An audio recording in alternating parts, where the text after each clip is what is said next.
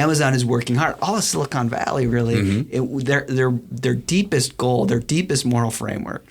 This is a little exclusivist probably for me to say this way, but one of them at least that really mobilizes Silicon Valley is to make things frictionless. So like instant gratification. Yeah. Why should you have to stop to pay? You should. It should be friction. Everything should be. Why should you have to print out your boarding pass? It should be all frictionless. And really, at one level, that is taking all the waiting out of wanting. And Amazon is working really hard to get drones to deliver.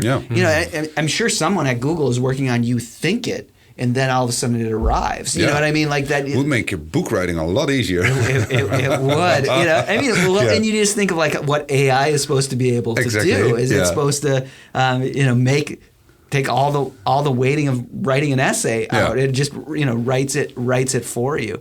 But we've become less patient because of that. Absolutely. Yeah, and we've actually seen kind of patience as at least a kind of a waiting as an immoral thing almost. But so this kind of waiting, and I will say that there are really awful ways of waiting and awful things to have to wait for, like a software update. Okay, yeah. Like when you're waiting for a software update, it's like, oh my gosh, when is this going to, especially if you're like stuck in the Apple store and you're like, we'll pair your watch to your phone, but we have to first do a software update, and then you're just like sitting there waiting. It's awful. But there is a kind of waiting. I mean, we think of Advent as we're moving, here we are in November moving towards December. Advent is a form of waiting, but it's anticipatory. Yeah. It's waiting with a bigger story.